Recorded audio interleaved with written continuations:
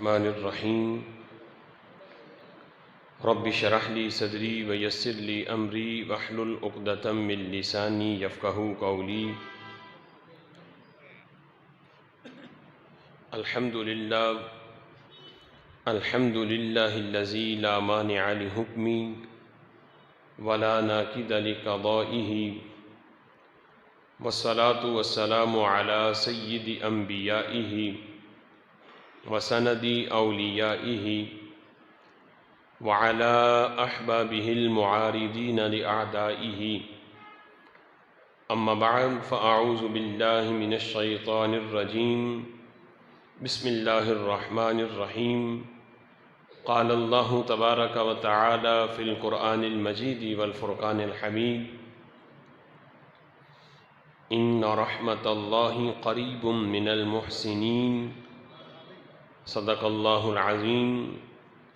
قال اللہ تبارک و تعالی فی شان حبیبہ مخبرا و آمرا، ان اللہ وملائکتہ یصلون علی النبی یا ایہا الذین آمنوا صلوا علیہ وسلموا تسلیما، الصلاة والسلام علیک یا سیدی یا رسول اللہ وعلی آلک واصحابک یا سیدی یا حبیب اللہ، الصلاة والسلام علیک یا سیدی یا نبی اللہ وعلی آلک واصحابک یا سیدی یا نور اللہ، مولاي صل وسلم دائما ابدا علی حبیبک خیر الخلق کلہم، هو الحبیب الذی ترجى شفاعته لكل حول من الاحوال مقتحم، منزہ عن شریک فی محاسنہ فجوہر الحسن فیہ غیر منقسم، محمد ذکرہ روح لانفسنا، محمد شکرہ فرد علی الامم، محمد تاج رسل اللہ کاتبۃ، محمد صادق الاقوال والکلم، یا رب صل وسلم دائما ابدا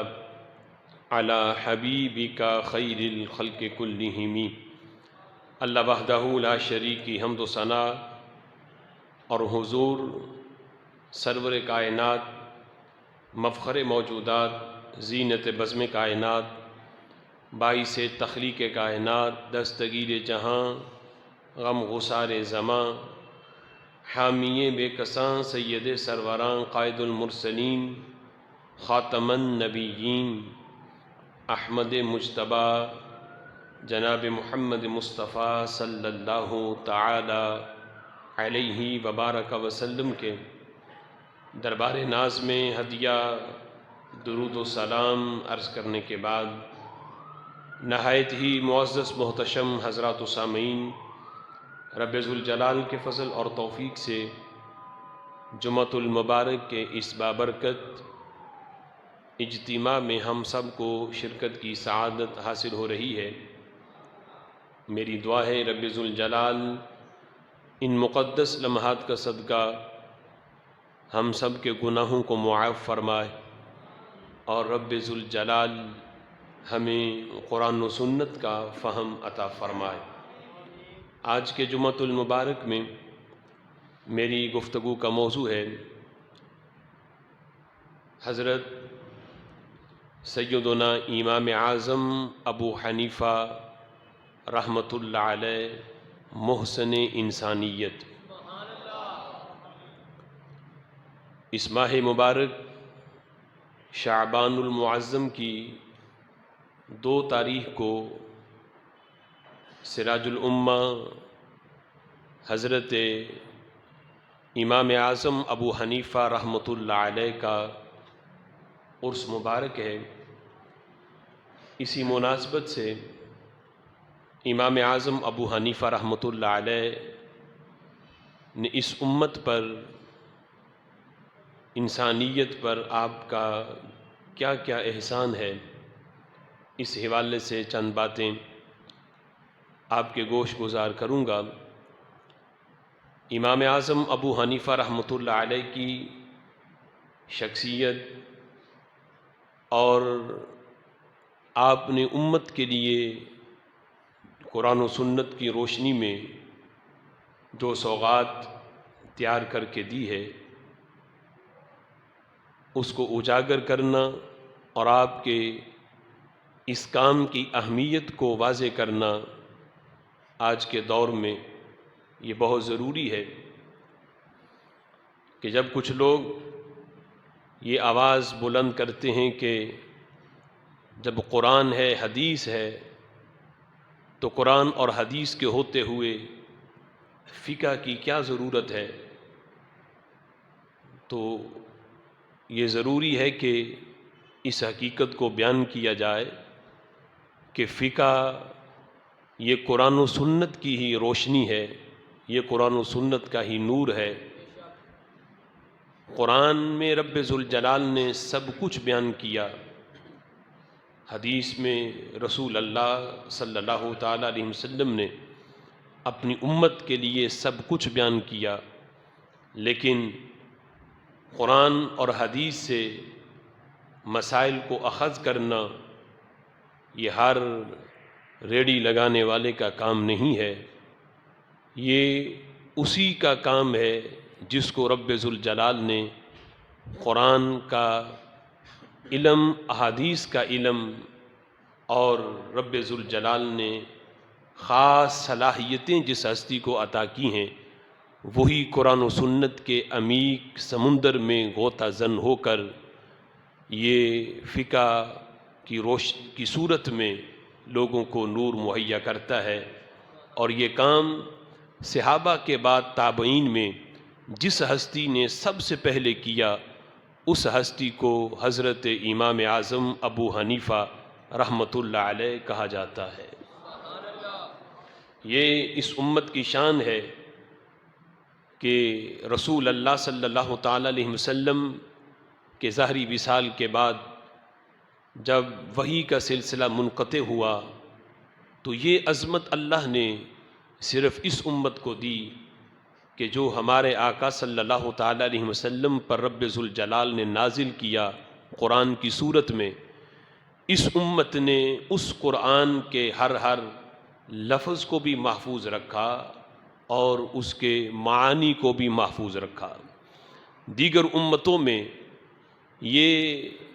صلاحیت اللہ نے نہیں رکھی۔ جس وقت ان کے نبی دنیا سے جاتے تو معانی رہے، الفاظ تک اس امت نے بدل دیے اور پہلی کتابوں کی آیات کا سودا کیا، یعنی اپنی من مرضی ان کتابوں کے اندر کر کے یہاں تک کہ الفاظ کا بھی رد و بدل کیا، جس کے نتیجے میں اس امت کے اندر جو خرابی پیدا ہوتی تو اسے دور کرنے کے لیے کسی مجتہد یا کسی امام یا کسی فقیہ سے وہ بدعقیدگی اور گمراہی دور نہ ہوتی، اس کے لیے نئے نبی کی حاجت پڑتی۔ لیکن نبی پاک علیہ الصلاۃ والسلام چونکہ تاجدار ختم نبوت ہیں، آپ کے بعد رب ذوالجلال نے نبوت کا دروازہ بند کر دیا۔ اب اس امت کے اندر جو بھی بدعقیدگی یا گمراہی یا اس لحاظ سے کوئی بھی فطور آتا ہے تو قیامت تک کے لیے اللہ نے اس بدعقیدگی اور گمراہی کو دور کرنے کے لیے ڈیوٹی اپنے محبوب کے غلاموں کی لگا دی ہے، جو قرآن و سنت کی روشنی میں اس انداز میں اس امت کو اللہ نے یہ عظمت دی کہ آج بھی قرآن مجید فرقان حمید کے نہ صرف الفاظ ہو بہو ویسے موجود ہیں بلکہ قرآن و سنت کا جو معنی مفہوم تھا آج بھی علماء حق اس معنی اور مفہوم کو اسی انداز میں بیان کر رہے ہیں۔ صحابہ اکرام علیہم رضوان کے لحاظ سے تو یہ ضرورت نہیں تھی کہ دین کتاب اللہ کے علاوہ جو فقہی مسائل ہیں جو شریعت کے علوم ہیں وہ کتابی صورت میں ہوں، لیکن یہ دین جو عرش سے نازل ہوا یہ صرف عربیوں کا دین نہیں تھا بلکہ یہ اجمیوں کا بھی ہے، یعنی عربی جو نہیں ہیں ان تک بھی اس دین نے پہنچنا تھا، جو قرآن مجید فرقان حمید کی آیات سے مسائل نکالنے کا جن کے پاس ملکہ نہیں، دین ان تک بھی جانا تھا اور قیامت تک کے لیے اس نے نور دینا تھا۔ تو صحابہ اکرام علیہم رضوان کے دور کے بعد جب تابعین کا دور آیا تو ان کے دور میں اس بات کی حاجت ہوئی کہ اب قرآن و سنت کے علاوہ ان سے مسائل اخذ کر کے ان کے نور کی روشنی میں ایک ایسی سوغات تیار کی جائے کہ جب یہ دین ایسے لوگوں تک پہنچے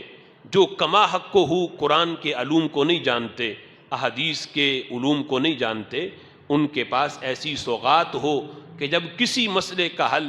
وہ تلاش کرنا چاہیں تو انہیں قرآن و سنت کی روشنی میں اس مسئلے کا حل ملے۔ تو سب سے پہلے جس ہستی نے اس مسئلہ میں کام کیا، جد و جہد کی، کوشش کی، وہ ہستی ہمارے امام اعظم ابو حنیفہ رحمۃ اللہ علیہ کی ذات گرامی ہے۔ امام اعظم ابو حنیفہ رحمۃ اللہ علیہ، آپ کی ولادت باسعادت 80 ہجری کوفہ کے اندر آپ رضی اللہ تعالی عنہ پیدا ہوئے، اور امام اعظم ابو حنیفہ کو دیگر تمام ائمہ میں یہ عظمت حاصل ہے، یعنی امام مالک ہوں، امام احمد بن حنبل ہوں یا امام شافعی رحمۃ اللہ علیہ ہوں، ان تینوں ائمہ میں ہمارے امام اعظم ابو حنیفہ رحمۃ اللہ علیہ کو یہ عظمت حاصل ہے کہ آپ تابعی ہیں، یعنی کئی صحابہ اکرام علیہم رضوان کی ہمارے امام اعظم ابو حنیفہ نے نہ صرف ان کی زیارت کی بلکہ ان سے ملاقاتیں بھی ہوئیں، اور نبی پاک علیہ الصلوۃ والسلام کے متعدد فرامین بھی امام اعظم ابو حنیفہ رحمۃ اللہ علیہ نے صحابہ سے لیے ہیں۔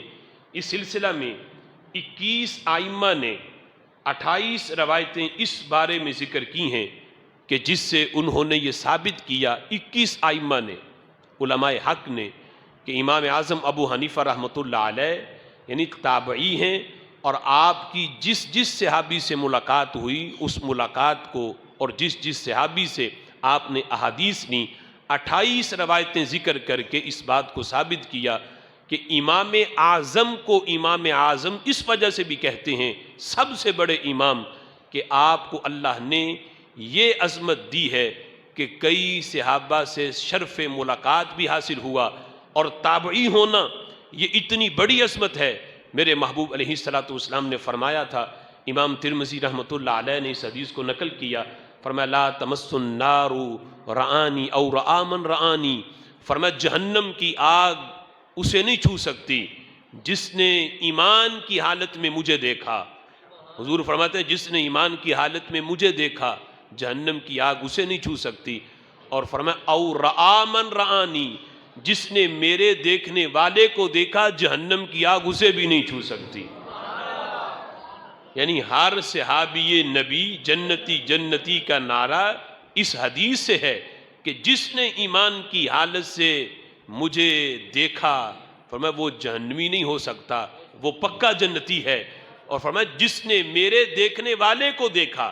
یعنی جس نے مجھے دیکھا ہوا ہے وہ تو صحابی بنا۔ اب جس نے صحابی کو دیکھ لیا، میرے دیکھنے والے کو دیکھ لیا، میرے آقا فرماتے ہیں اللہ اس کے قریب بھی جہنم کی آگ نہیں کرے گا، اللہ اسے بھی جہنم سے محفوظ رکھے گا۔ امام ابو نعیم رحمۃ اللہ علیہ نے اس بات کو لکھا کہ خود امام اعظم ابو حنیفہ رحمۃ اللہ علیہ فرماتے ہیں کہ میں نے حضرت انس بن مالک رضی اللہ تعالی عنہ سے ملاقات بھی کی، اور ان سے متعدد احادیث حضرت انس بن مالک رضی اللہ تعالی عنہ سے روایت کی ہیں۔ اس کے علاوہ دیگر ائمہ نے اس بات کو لکھا کہ 4 صحابہ سے حضرت امام اعظم ابو حنیفہ رحمۃ اللہ علیہ کی ملاقات ثابت ہے۔ ان میں ایک حضرت انس بن مالک رضی اللہ تعالی عنہ ہیں، دوسرے عبداللہ بن ابی ہیں، اور تیسرے ابو طفیل عامر رضی اللہ تعالی عنہ ہیں، اور چوتھے حضرت سہل بن سعد رضی اللہ تعالی عنہ ہیں۔ یہ 4 صحابہ، ان کی زیارت اور ان سے ملاقات کا شرف اور ان سے متعدد احادیث حضرت امام اعظم ابو حنیفہ رحمۃ اللہ علیہ نے روایت کی ہیں، آج وہ غیر مقلد کا وہ ٹولہ جو حضرت امام اعظم ابو حنیفہ رحمۃ اللہ علیہ کے بارے میں بغض رکھتے ہوئے یہ کہیں کہ بخاری شریف کا تو ہر جگہ پہ حوالہ ہو. امام بخاری رحمۃ اللہ علیہ پوری بخاری شریف کے اندر 3 ثلاثیات ہیں ان کی جس پہ امام بخاری رحمۃ اللہ علیہ کو فخر ہے. وہ کہتے ہیں کہ میرے اور نبی پاک علیہ الصلوۃ والسلام کے درمیان 3 واسطوں سے وہ حدیث امام بخاری رحمۃ اللہ علیہ تک پہنچی. سب سے کم واسطے صرف 3 حدیثوں میں ہیں جس پہ امام بخاری رحمۃ اللہ علیہ فخر کرتے ہیں. تو انہیں غور کرنا چاہیے جس امام بخاری کا نام وہ لیتے ہیں وہ بخاری صرف 3 ثلاثیات پہ فخر کریں. ہمارے امام اعظم وہ ہیں کہ جن کے اور رسول اللہ کے درمیان واسطے کے لحاظ سے صرف ایک واسطہ ہے صحابی رسول کا. ڈائریکٹ صحابہ سے حدیث کرنے والی ذات حضرت امام اعظم ابو حنیفہ رحمۃ اللہ علیہ کی ہے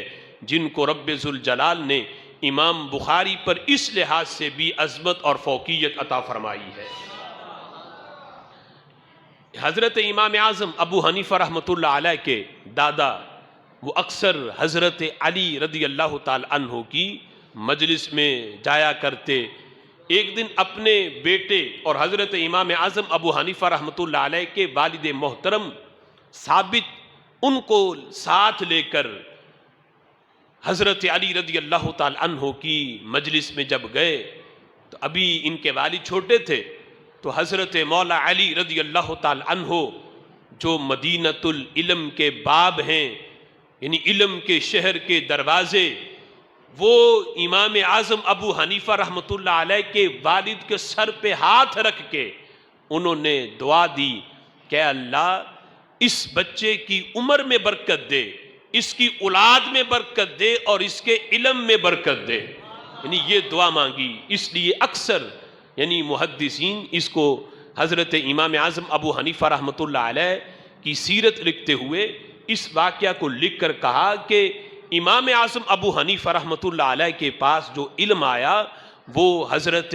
مولا علی رضی اللہ تعالی عنہ کی اس دعا کی یہ برکت تھی اور اس دعا کا یہ کمال تھا کہ اس دعا کو اللہ تعالیٰ نے جو علم کی برکت کی دعا ملی اس کا اظہار حضرت امام اعظم ابو حنیفہ رحمۃ اللہ علیہ کی صورت میں ظاہر ہوا. امام اعظم ابو حنیفہ رحمۃ اللہ علیہ وہ عظیم ہستی ہیں جنہوں نے تابعین میں سب سے پہلے قرآن مجید فرقان حمید کے نور کو آگے پھیلایا اور اس کی جامع تشریحات پیش کر کے اس امت کو 5 لاکھ مسائل کا حل عطا کیا. 5 لاکھ مسائل کا حل قرآن و سنت کی روشنی میں یہ سوغات تیار کر کے اس امت کو دی. حضرت امام شافعی رحمۃ اللہ علیہ کا قول آپ فرماتے ہیں کہ قیامت تک فقہ پہ جو بھی قرآن و سنت سے مسائل اخذ کرے گا اور فقہ پہ کام کرے گا اسے اس میدان کے اندر حضرت امام اعظم ابو حنیفہ کی شاگردگی ضرور کرنی پڑے گی. یعنی ان کے بیان کیے ہوئے جو اصول ہیں کہ کس طرح قرآن سے مسائل اخذ کیے جاتے ہیں, کس طرح احادیث سے مسئلے حل ہوتے ہیں, کہتے ہیں ان کی سوغات تیار کی ہوئی اس کو ضرور کھانا پڑے گا. ان کی پکائی ہوئی روٹی کھائے گا پھر وہ قرآن سے مسائل نکال سکے گا. کہتے ہیں قیامت تک کے جتنے فقہا ہیں اس میدان میں کام کرنے والے وہ حضرت امام اعظم ابو حنیفہ رحمۃ اللہ علیہ کے بال بچے کی حیثیت رکھتے ہیں اور امام اعظم ان سب کے باپ کی حیثیت رکھتے ہیں. تابعین میں سب سے بڑھ کر قرآن و سنت کا نور ہمارے امام اعظم ابو حنیفہ رحمۃ اللہ علیہ نے پھیلایا. اب اس کی ایک مثال آپ کے سامنے رکھوں کہ کس طرح قرآن و سنت سے مسائل اخذ کیے جاتے ہیں. ہم جس جو درس نظامی میں اصول فقہ کی پہلی کتاب ہے اصول شاشی, اسے جس وقت ہم پڑھتے ہیں آج فقہ پہ اعتراض کرنے والے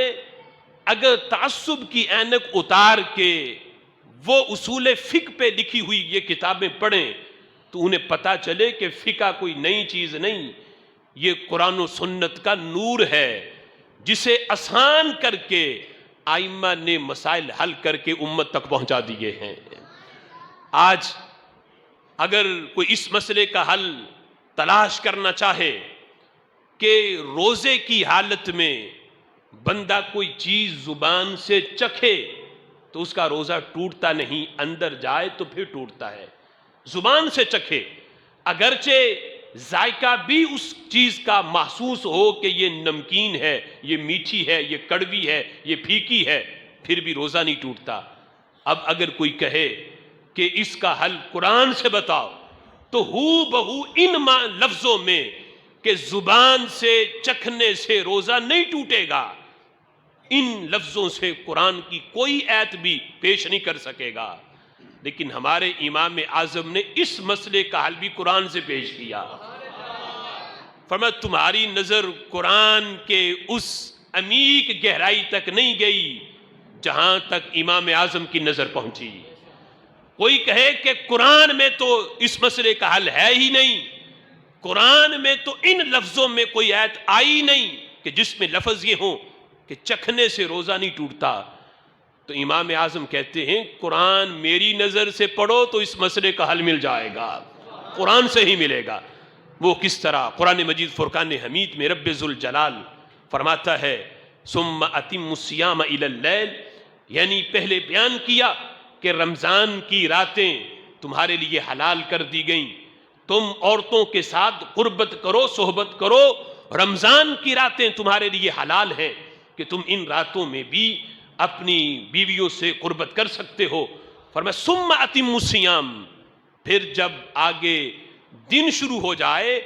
رات ختم ہو جائے تو اب تم روزے کو پورا کرو الی اللیل، رات تک۔ تو امام اعظم نے دیکھو کس طرح اس مسئلے کا حل پیش کیا۔ فرمایا جب اللہ نے بیوی کے ساتھ قربت کرنے کے لیے پوری رات حلال کی،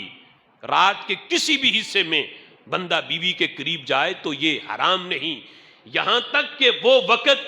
جو سحری کا بالکل قریب ختم ہونے کا وقت ہے، اگر اس لمحے بھی بندہ صحبت کرے کہ سحری کا وقت اب اگر موجود ہو تو یہ حلال ہے، یہاں تک کہ ادھر وہ قربت کر کے فارغ ہوا اور ادھر سحری کا وقت ختم ہو گیا، سحری کے وقت میں اس کو وقت ہی نہیں ملا کہ وہ غسل کر سکے۔ اب جب صحبت کر کے فارغ ہوا، آگے روزہ شروع ہو گیا۔ اب قرآن کا حکم ہے ثم اتموا الصیام الی اللیل، روزے کو پورا کرو رات تک۔ اب اس نے غسل کرنا ہے روزے کی حالت میں، اور غسل کے ہیں 3 فرض، ان میں ایک فرض ہے کلی کرنا،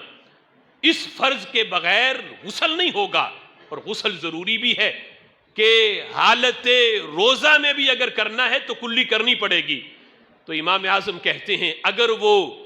کلی اسے کرنی پڑے سمندر کے پانی سے، اور وہ پانی کتنا کھارا ہے، تو بتاؤ چکھنا پایا گیا یا نہ پایا گیا؟ روزے کی حالت میں، روزے کی حالت میں پانی کا چکھنا، ذائقہ محسوس ہو رہا ہے۔ اگر اس نمکین پانی سے اور کھارے پانی سے اگر غسل جائز نہ ہوتا، چکھنے سے روزہ ٹوٹتا ہوتا، تو رب ذوالجلال واضح قرآن میں اس کا حکم نازل کر دیتا۔ اگر حکم اس بارے میں نہیں آیا، غسل کرنا ضروری ہے، غسل میں کلی فرض ہے، اور کلی میں جب کھارا پانی منہ میں جائے گا تو ذائقہ زبان سے چکھنا پایا گیا، لہٰذا جب یہاں روزہ نہیں ٹوٹ رہا تو زبان سے چکھنے پہ کسی چیز سے روزہ بھی نہیں جائے گا۔ فرمایا اس مسئلے کا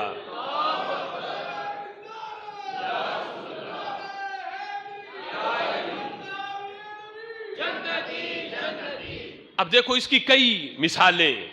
کہ فقہ حنفی کس طرح قرآن و سنت سے اس کے مسائل جو ہیں اخذ کر کے امام اعظم ابو حنیفہ رحمۃ اللہ علیہ نے یہ سوغات دی ہے۔ اب یہ مسئلہ الگ ہے کہ زبان سے کوئی چیز چکھیں تو روزے کے اندر کراہت آتی ہے یا نہیں آتی، تو یہ ایک الگ مضمون ہے۔ یہاں تک فقہا نے لکھا کہ ویسے بغیر کسی عذر کے چکھنے سے روزے میں کراہت آئے گی، لیکن ایک مسئلہ فقہا نے بیان کیا کہ اگر کسی عورت کا شوہر ظالم ہو اور اسے پتا ہو کہ اگر کھانے میں نمک زیادہ ہو گیا یا کم رہا تو وہ بڑا ظلم کرتا ہے، مارتا ہے، تو اس کی اجازت دی فقہا نے کہ ایسی عورت کے لیے اجازت ہے کہ روزے کی حالت میں وہ نمک وغیرہ چکھ سکتی ہے کہ اگر ایسا ہو گیا کہ زائد ہو گیا نمک یا کم رہا تو شوہر اسے مارے گا، ظلم کرے گا اس پہ، اتنا وہ ظالم ہے، جابر ہے، تو اس صورت میں فقہا نے اجازت دی کہ وہ زبان سے چکھے۔ تو روزے میں ٹوٹنا تو دور کی بات ہے، وہ تو ٹوٹے گا ہی نہیں، لیکن اس حالت میں چونکہ مجبور ہے زبان سے چکھے گی تو پھر یعنی روزے میں کراہت بھی نہیں آئے گی۔ امام اعظم ابو حنیفہ رحمۃ اللہ علیہ کا کیا مقام و مرتبہ ہے۔ امام طبرانی نے اس حدیث کو معجم کے اندر اس کو نقل کیا، معجم کبیر میں۔ حضرت ابو ہریرہ رضی اللہ تعالی عنہ اس حدیث کے راوی ہیں۔ میرے آقا فرماتے ہیں لو کان الایمان عند الثریا لتناولہ رجال من ابناء الفارس، فرمایا اگر ایمان سمٹتے سمٹتے یہ حالات بن جائیں کہ وہ ثریا پر بھی چلا جائے، یعنی کہکشاں وہ ثریا، وہ ستاروں کا جرمٹ جو آسمان پر ہے، فرمایا اتنا بھی دور چلا جائے ایمان، لیکن فارس کے بیٹوں میں سے، فارس کے رجال میں سے ایک رجل وہاں سے بھی ایمان کو کھینچ لائے گا، وہاں سے بھی ایمان کو کھینچ لائے گا۔ اور ایک حدیث کے اندر ایمان کی جگہ پہ دین کے لفظ ہیں، اور ایک حدیث کے اندر لفظ ہیں لو کان العلم معلقا عند ثریا لتناولہ رجال من ابناء الفارس، کہ اگر علم جو ہے وہ ثریا کے پاس جا کے معلق ہو جائے، وہاں لٹک جائے، فرمایا فارس کا ایک بندہ علم کو وہاں سے بھی کھینچ لائے گا اور میری امت تک اس علم کو پہنچائے گا۔ ان احادیث کو لکھنے کے بعد محدثین نے کہا کہ اس حدیث کے اندر جس ہستی کا میرے محبوب نے ذکر کیا ہے وہ کوئی اور ہستی نہیں، وہ بالاتفاق امام اعظم ابو حنیفہ رحمۃ اللہ علیہ کی ذات گرامی ہے۔ چونکہ آپ کے آباء و اجداد فارس سے ہیں، یعنی فارس کا کہ رجال میں سے ایک رجل، فارس کے بیٹوں میں سے ایک بیٹا، جو فارس کے رہنے والے ہیں ان کے بیٹوں میں سے ایک بیٹا۔ اس حدیث کے اندر رجال جمع کے لفظ ہیں، اور کچھ حدیثیں ایسی ہیں وہاں رجل یعنی اکیلا واحد کا لفظ استعمال کر کے میرے محبوب نے بتایا وہ کوئی اور نہیں، یعنی محدثین اس حدیث کی تشریح میں کہتے ہیں وہ یقیناً جس ہستی کے بارے میں محبوب فرما رہے ہیں کہ علم اگر اتنی دور چلا جائے، ثریا پر پہنچ جائے، دین وہاں چلا جائے، علم وہاں چلا جائے، لیکن یہ فارس کا ایک بندہ وہاں سے بھی دین بھی کھینچ لائے گا، ایمان بھی کھینچ لائے گا، اور علم کھینچ کے اس کا نور قیامت تک کے لیے میری امت کو پہنچاتا رہے گا۔ در مختار میں حضرت امام اعظم ابو حنیفہ رحمۃ اللہ علیہ کے بارے میں یہ کلمات لکھے، فرمایا والحاصل ان ابا حنیفہ النعمان من اعظم معجزات المصطفیٰ بعد القرآن، فرمایا کہ امام اعظم ابو حنیفہ وہ ہیں نبی پاک علیہ الصلوۃ والسلام کے بڑے بڑے معجزات جو قرآن کے بعد ہیں، قرآن سب سے بڑا معجزہ، قرآن کے بعد جو بڑے بڑے معجزات ہیں، اعظم کا لفظ استعمال کیا، جو بڑے بڑے معجزات ہیں ان میں سے ایک معجزہ اس کا نام ابو حنیفہ ہے۔ نبی پاک علیہ الصلوۃ والسلام کے معجزات میں سے قرآن کے بعد جو بڑے بڑے معجزات ہیں ان میں ایک معجزہ اگر دیکھنا ہو تو امام اعظم ابو حنیفہ کو دیکھ لو۔ یہ وہ ہستی ہے جس کو رب ذوالجلال نے ہمارے آقا علیہ الصلوۃ والسلام کا بہت بڑا معجزہ بنایا ہے۔ اس سلسلہ میں امام سہل بن عبداللہ رحمۃ اللہ علیہ کا قول ہے، آپ فرماتے ہیں لو کان فی امت موسیٰ وعیسیٰ مثل ابی حنیفہ لما تحولوا ولما تنصروا، فرمایا اگر حضرت موسیٰ علیہ السلام اور حضرت عیسیٰ علیہ السلام کی امت میں کوئی حضرت ابو حنیفہ جیسا ہوتا تو ان کی امت میں بگاڑ نہ آتا، ان کی امت پہلی آیات جو کتابیں ہیں ان کی آیات کا سودا نہ کرتی، وہ کتابیں بدلتی نہ، دین میں تحریف نہ ہوتی، ان کی شریعت بھی قائم رہتی اور ان کی شریعت کے اندر بھی کوئی رد و بدل نہ ہوتا۔ اگر ان میں کوئی امام اعظم ابو حنیفہ جیسا ہوتا تو کوئی کسی کے اندر جرت نہ تھی کہ ان پہلی کتابوں کو بھی کوئی بدل سکے۔ فرمایا یہ اعزاز اور یہ اکرام اور یہ عظمت اور یہ شان اللہ نے اس امت کو تو نہیں دی کہ ان میں کوئی ابو حنیفہ ہو، لیکن اس امت کو ملی ہے کہ صحابہ کے بعد اللہ نے تابعین میں جس ہستی کو یہ عظمت اور یہ فضیلت دی وہ یقیناً ہمارے امام اعظم ابو حنیفہ رحمۃ اللہ علیہ کی ذات گرامی ہے۔ امام اعظم ابو حنیفہ رحمۃ اللہ علیہ سے جب پوچھا گیا بما ادرکت العلم، آپ کے پاس یہ علم کہاں سے آیا کہ علم کی دنیا کے آپ تاجور بنے صحابہ کے بعد،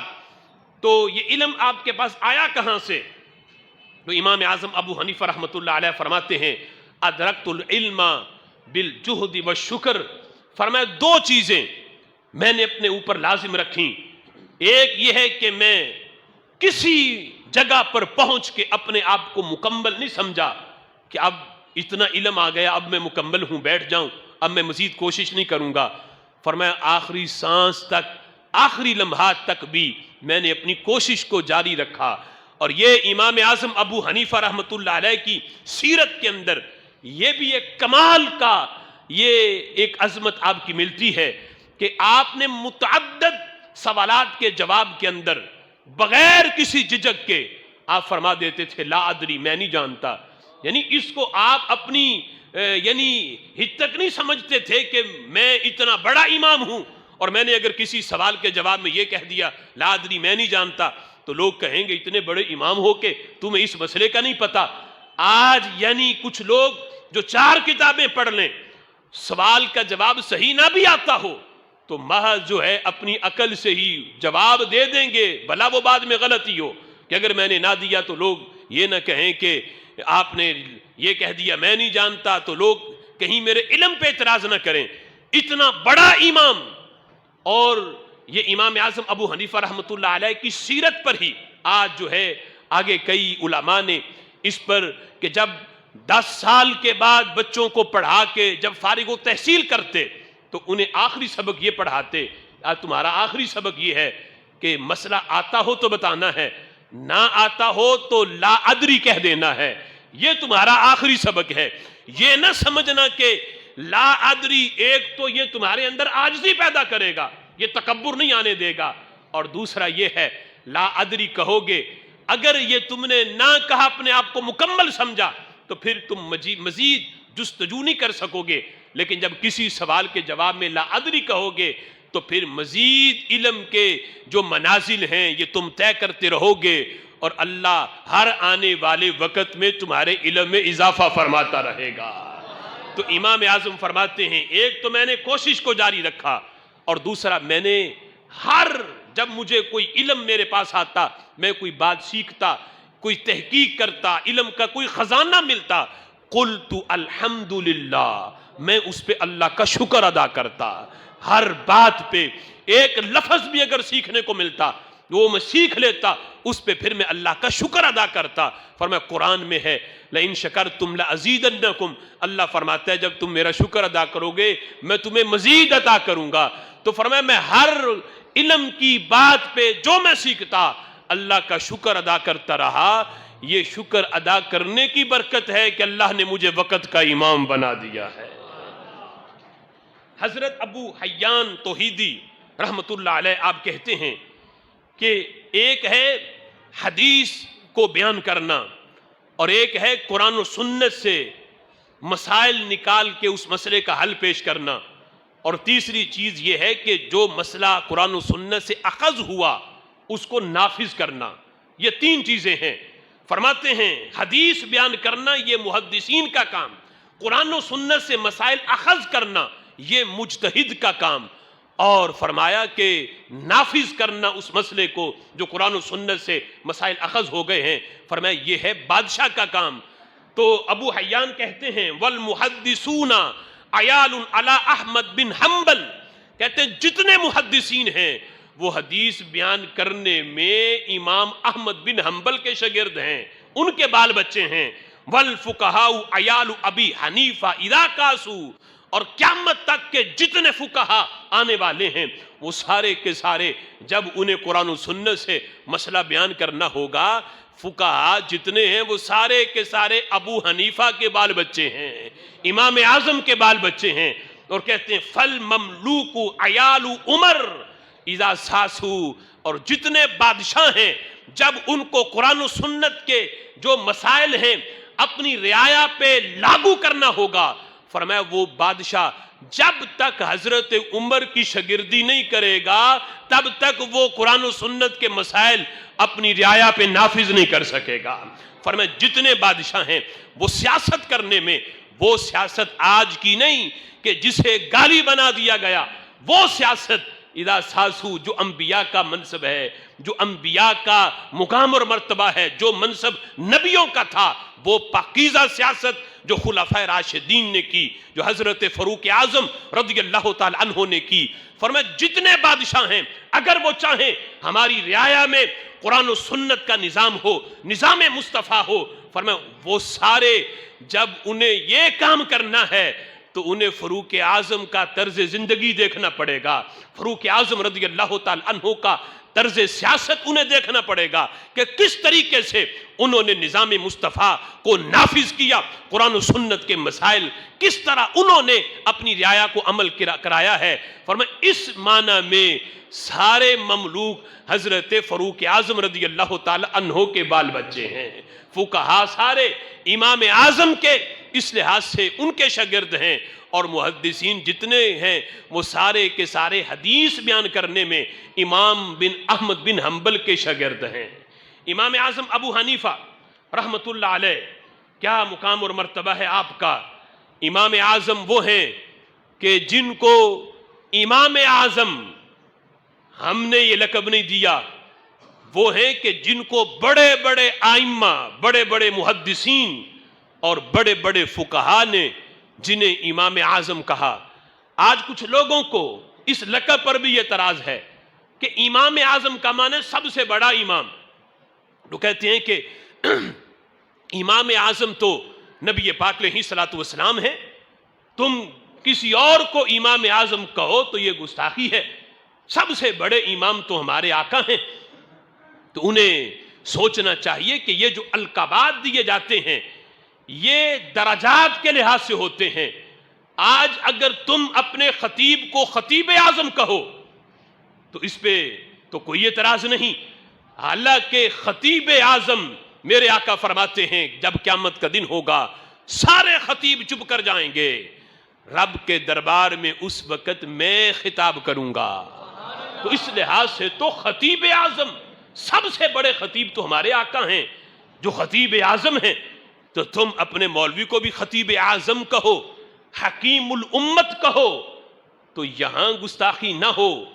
بانی پاکستان کو قائد اعظم کہو تو یہ گستاخی نہ ہو، حالانکہ سب سے بڑے قائد تو ہمارے آقا ہیں۔ لیکن یہ جو القابات دیے ہیں یہ القابات ہیں درجات کے لحاظ سے۔ ہمارے نبی قائد اعظم ہیں نبیوں کے لحاظ سے، کہ نبیوں میں ان سے بڑا کوئی قائد نہیں، وہ خطیب ہیں، خطیب اعظم ہیں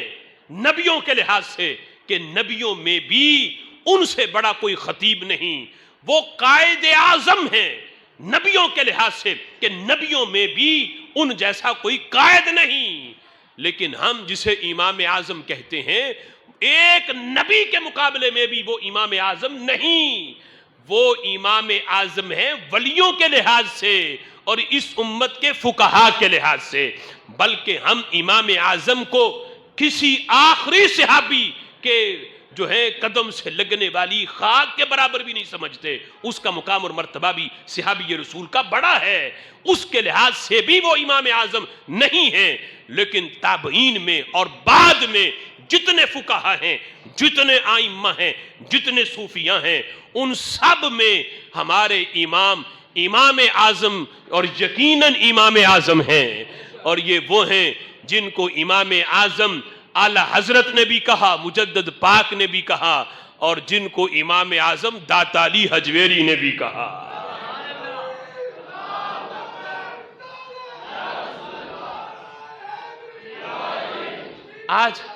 آج کچھ لوگ کہتے ہیں کہ امام اعظم غیر مقلدین کہ ان کو صرف 17 حدیثیں آتی تھیں۔ ہم کہتے ہیں تمہاری کتنی تم علمی میدان کے اندر یتیم ہو، 17 حدیثیں امام اعظم کے بارے میں کہنے کہ انہیں آتی تھیں، اور جس بخاری کی تم رٹ لگاتے ہو صبح و شام، وہ امام بخاری شاگرد ہیں امام احمد بن حنبل کے. کن کے شاگرد ہیں؟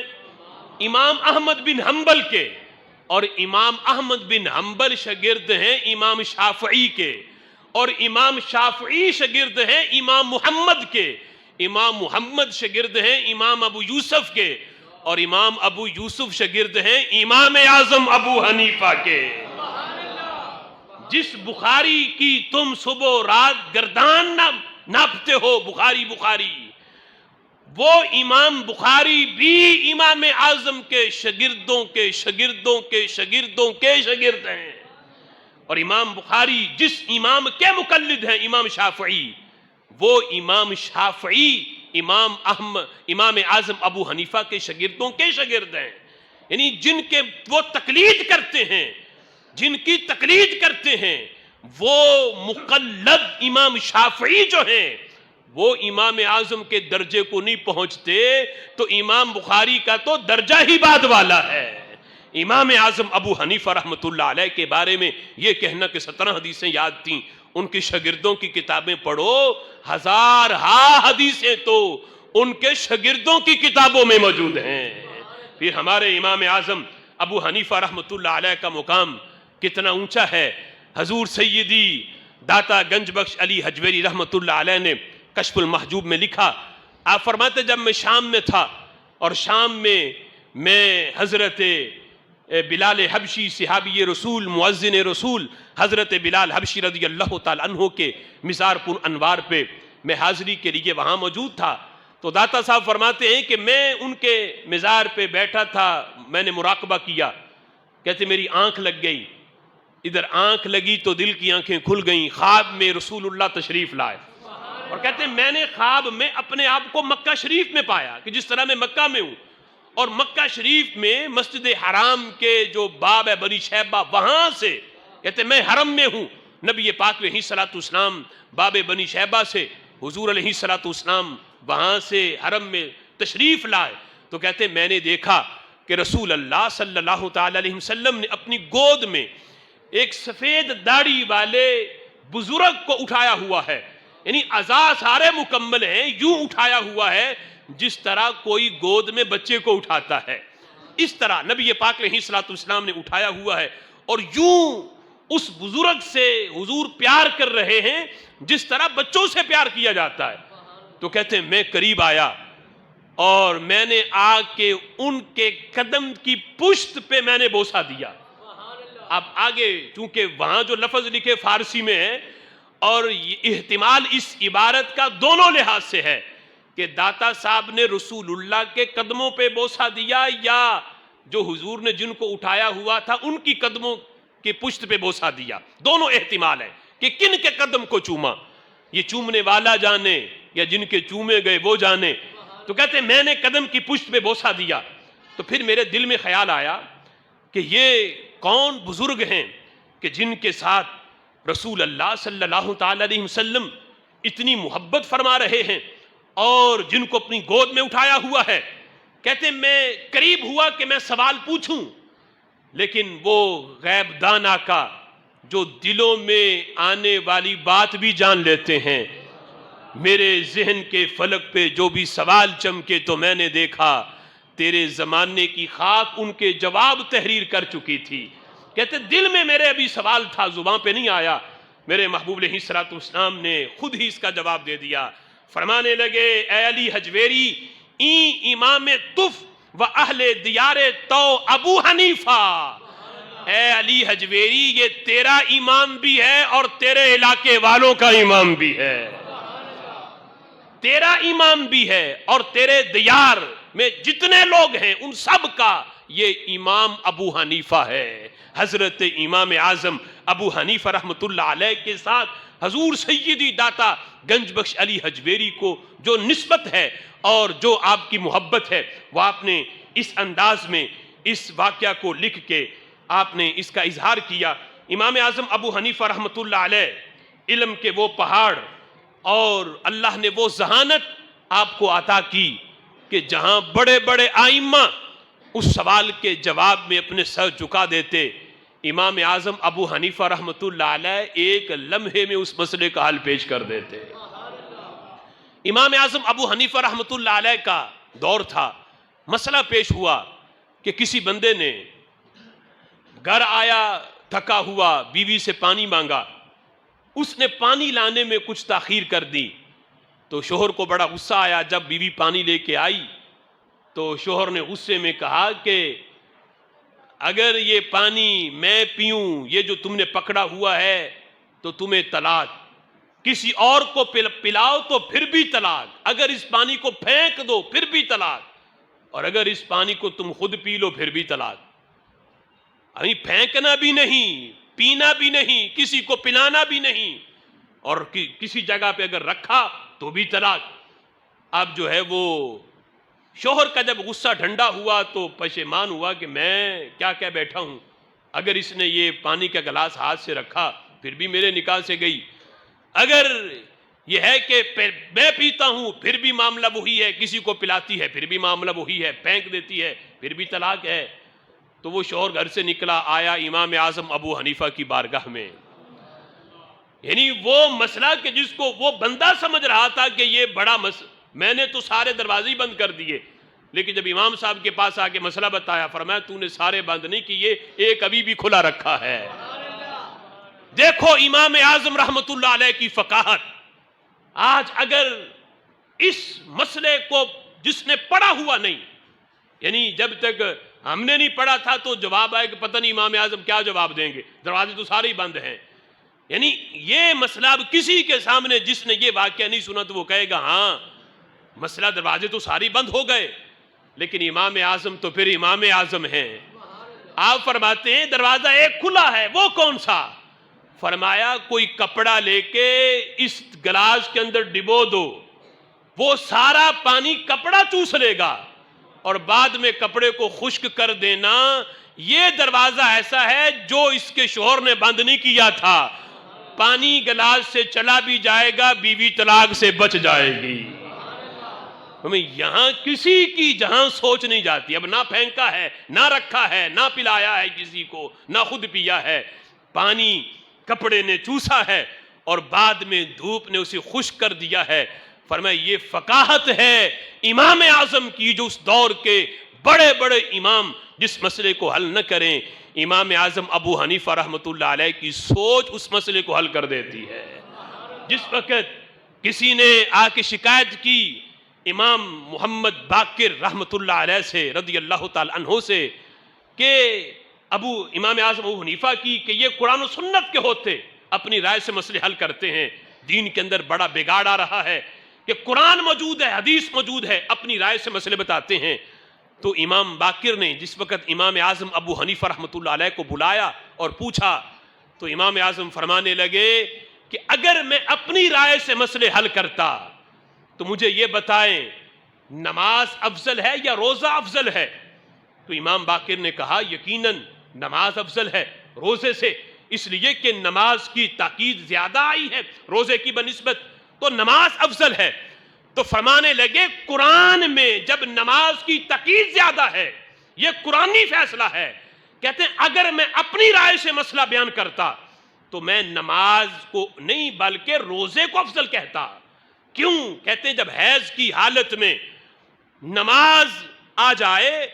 تو عورت کے لیے یہ ہے کہ وہ نماز کی قضا نہ کرے، لیکن روزے کی حالت میں رمضان کے مہینے میں اگر حیض کے ایام آ جائیں عورت کے تو حکم یہ ہے شریعت کا نماز کی قضا تو نہ کرے لیکن روزے کی چھٹی نہیں ہے، جب یہ رمضان گزر جائے تو بعد میں اس کی قضا کرنا ضروری ہے۔ تو کہتے ہیں وہ چیز تو پھر افضل ہوگی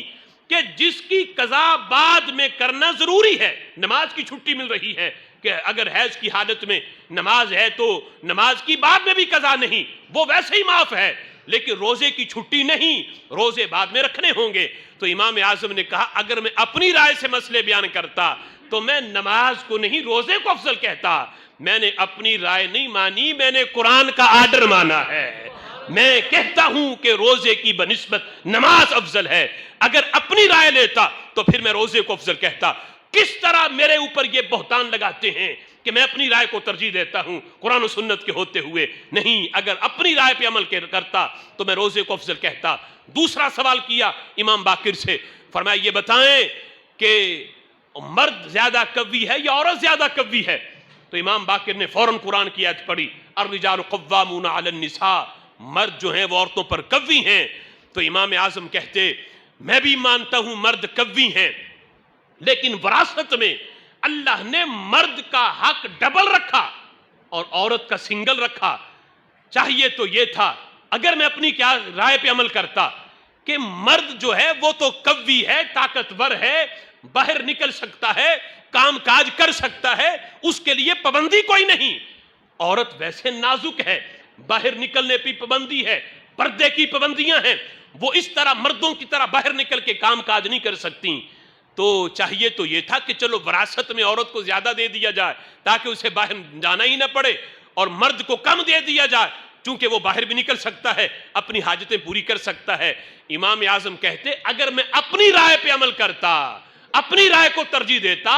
تو میں وراثت میں عورت کا حصہ ڈبل رکھتا مرد کی بنسبت، لیکن میں نے اپنی رائے نہیں مانی، میں نے قرآن کا آرڈر مانا ہے۔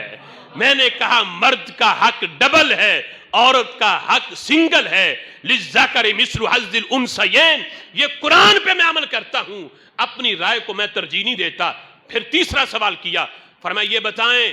کہ پیشاب زیادہ پلید ہے یا مادہ منویہ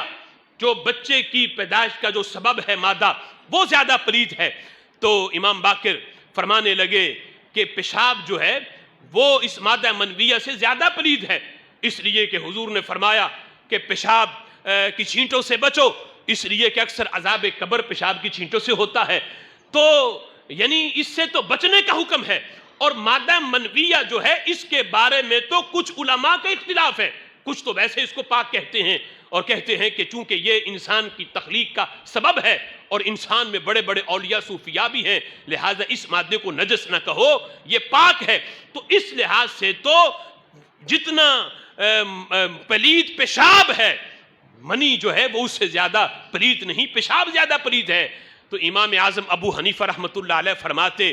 میں بھی اس حدیث کی وجہ سے جو آپ نے پیش کی ہے پیشاب کو زیادہ پلید مانتا ہوں منی کی بنسبت۔ کہتے اگر میں اپنی رائے پہ عمل کرتا تو میں مادہ منویہ کو پیشاب سے زیادہ پلید کہتا۔ کیوں؟ پیشاب کے نکلنے سے محض وضو ٹوٹتا ہے، اور مادہ منویہ نکل آئے تو غسل کرنا پڑتا ہے۔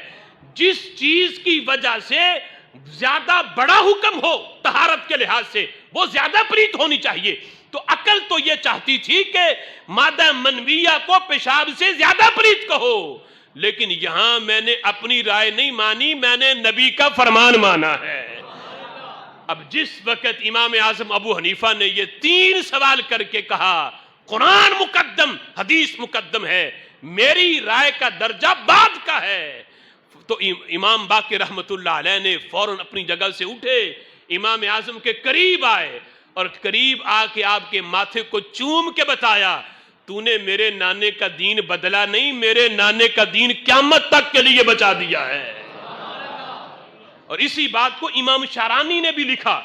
کہا کہ جس وقت امام اعظم ابو حنیفہ رحمت اللہ علیہ کے بارے میں کچھ لوگوں نے یہ اعتراض کیا تھا تو ایک بہت بڑا وفد آ گیا یعنی امام اعظم کے پاس، جن میں بڑے بڑے فقہا سفیان ثوری جیسے، امام حماد جیسے، امام مقاتل جیسے اور امام جعفر صادق رضی اللہ تعالی عنہ جیسے آئمہ اس میں یعنی اس گروپ میں تھے، آئے امام اعظم کے پاس اور آ کے یہ کہا آپ کو پتہ ہے کہ آپ دین بدل رہے ہو، یعنی یہ اعتراض کیا جو لوگوں نے جس طرح ان کو بتایا تھا ویسا وہ سوچ لے کے آ گئے۔ کہا کہ آپ کو پتہ ہے فَإِنَّ أَوَّلَ مَنْ قَاسَ ابلیس، سب سے پہلے قیاس ابلیس نے کیا تھا اور آپ بھی قیاس سے مسائل حل کرتے ہو۔ تو امام اعظم نے کہا میرے ساتھ اس بات پہ مناظرہ کر لو، جو قیاس ابلیس نے کیا اور جو میرا قیاس ہے اس میں زمین آسمان کا فرق ہے۔ ابلیس کو جب آرڈر ہوا تھا سجدہ کرو، اس نے قیاس کیا، اس نے کہا اے اللہ مجھے تو نے آگ سے پیدا کیا، اس کو تو نے مٹی سے بنایا، آگ تو زیادہ جو ہے وہ عظمت والی ہے مٹی کی بنسبت، میں اسے سجدہ کیوں کروں؟ یہ قیاس تھا ابلیس کا جو اللہ کے حکم کے مقابلے میں آیا، تب یہ قیاس مردود ہوا۔ امام اعظم کہتے ہیں میرا قیاس وہ ہے میں سب سے پہلے کتاب اللہ کو دیکھتا ہوں، پھر رسول اللہ کی حدیث دیکھتا ہوں، پھر خلفائے راشدین کے فیصلے دیکھتا ہوں، پھر دیگر صحابہ کے فیصلے دیکھتا ہوں۔ یہ 4 درجے پہلے ہیں۔ اگر ان میں مجھے مسئلے کا حل مل جائے، قرآن سے، حدیث سے، خلفائے راشدین کے فیصلوں سے، دیگر صحابہ کے اقوال سے، اگر مجھے مسئلے کا حل مل جائے، میں اپنے قیاس پہ عمل نہیں کرتا، میں ان 4 نصوص پہ عمل کرتا ہوں۔ لیکن جب 4 میں مسئلے کا حل نہ ملے، پھر میں اپنے رائے سے مسئلہ حل کرتا ہوں، اور یہ بھی میں اپنی طرف سے نہیں، یہ رسول اللہ کی حدیث سے میں نے اپنی رائے سے مسئلے حل کرنا میں نے ان کی حدیث سے لیا ہے۔ جب معاذ بن جبل کو میرے محبوب نے یمن کا گورنر بنا کے بھیجا تھا، ان سے پوچھا تھا، اے معاذ بتاؤ مسئلے حل کیسے کرو گے؟ انہوں نے کہا تھا میرے پاس کتاب اللہ ہے، وہاں سے حل کروں گا۔ میرے محبوب نے فرمایا اگر وہاں تم نہ پاؤ اللہ کی کتاب میں مسئلے کا حل، تو حضرت معاذ نے کہا پھر آپ کی حدیث لوں گا، وہاں سے مسئلہ حل کروں گا۔ میرے آقا نے فرمایا میری حدیث میں بھی نام ملے تو حضرت معاذ کے پاس یہ آپشن تو موجود تھا نا کہ کہہ دیتے محبوب خط لکھوں گا، آپ ابھی حیات ہو، ظاہری حیات کے ساتھ خط لکھ کے مسئلہ حل کروا لوں گا۔ نہیں، حضرت معاذ کہتے ہیں محبوب مسئلہ اتنا بھی میں انتظار نہیں کروں گا، کہ چونکہ جو ہم نے آپ سے سیکھا ہے ان تعلیمات کی روشنی میں اپنی رائے سے پھر میں مسئلہ بیان کروں گا، اپنی رائے سے میں اجتہاد کروں گا اور مسئلہ حل کروں گا۔ میرے نبی نے جھڑکی نہیں دی، تو کون ہوتا ہے قرآن اور حدیث اور میرے ابھی دنیا کے اندر ظاہری حیات کے ساتھ موجود ہوتے ہوئے اپنی رائے سے مسئلہ حل کرنا والا؟ میرے محبوب نے جھڑکی نہیں دی، بلکہ اللہ کا شکر ادا کیا کہ اللہ نے میری امت کو یہ شان دی ہے کہ وہ قرآن و سنت کا نور، اگر کسی کو اپنی یعنی قرآن و سنت میں مسئلے کا حل نہ ملتا ہو تو اس کی روشنی میں اپنی رائے سے اجتہاد کر کے قیامت تک کے لیے یہی روشنی میری امت تک پہنچا سکتے۔ اس بات پہ شکر ادا کر کے میرے محبوب نے بتایا کہ قیاس ایسا نہیں، اگرچہ یہ ہم مانتے ہیں کہ قیاس مثبت حکم نہیں، مظہر حکم ہے، قیاس سے حکم ثابت نہیں ہوتا، حکم تو قرآن و سنت سے ثابت ہوتا ہے۔ قیاس بس اس مسئلے کو ظاہر کرتا ہے، جس کی میں نے گزشتہ موضوعات کے اندر بھی مثال دے کے یہ بات سمجھائی تھی کہ جس طرح ایک تار جو ہے وہ 10 کمروں سے گزرتی ہوئی 11ویں کمرے میں جائے اور وہاں ہولڈر لگا ہو، بلب لگا ہو، تو 11ویں کمرے میں روشنی ہوگی۔ اب کوئی بندہ سوچے کہ یہ 10 کمروں میں اندھیرا ہے، تار یہاں سے گزر کے 11ویں کمرے کو روشن کر رہی ہے، تو کیا یہ 10 کمرے روشن نہیں ہو سکتے؟ تو جب وہ سوچے گا، عقل اس کی بتائے گی کہ جس طرح 10ویں 11ویں کمرے میں روشنی ہے، وہاں ہولڈر لگا ہے، پھر وہاں بلب لگا ہے، جو ان قوانین کو جانتا ہے بجلی کے، وہ جب سوچے گا کہ تار تو وہی ہے جو 11ویں کمرے میں ہے، 10 میں بھی وہی تار گزر رہی ہے، کیوں نہ میں یہاں ہولڈر لگاؤں، بلب لگاؤں؟ جب وہ قیاس کر کے 11ویں کمرے پہ قیاس کر کے 10 کمروں میں ہولڈر لگائے گا، بلب لگائے گا، تار وہی ہے، تو 10 کمرے بھی روشن ہو جائیں گے۔ یہی ہم بتانا چاہتے ہیں کہ حکم قرآن میں آ گیا، حدیث میں آ گیا، لیکن جسے اللہ نے صلاحیت دی ہے، دنیا میں جب کوئی نیا مسئلہ پیش ہوگا وہ کہے گا دیکھو علت تو وہی ہے جو قرآن نے اس مسئلے کی بیان کی، یہ علت تو یہاں بھی پائی جاتی ہے، لہٰذا جب علت مشترکہ ہو جائے گی، وہ حکم جو قرآن میں ہے وہ اس مسئلے میں بھی قیاس کر کے بیان کر دے گا۔ اسی کا نام اجتہاد ہے، اسی کا نام قیاس ہے، اور سب سے پہلے اللہ نے یہ صلاحیت جس ہستی کو دی ہے صحابہ کے بعد، وہ ہمارے امام اعظم ابو حنیفہ رحمت اللہ علیہ کی ذات گرامی ہے۔ اللہ کی بارگاہ میں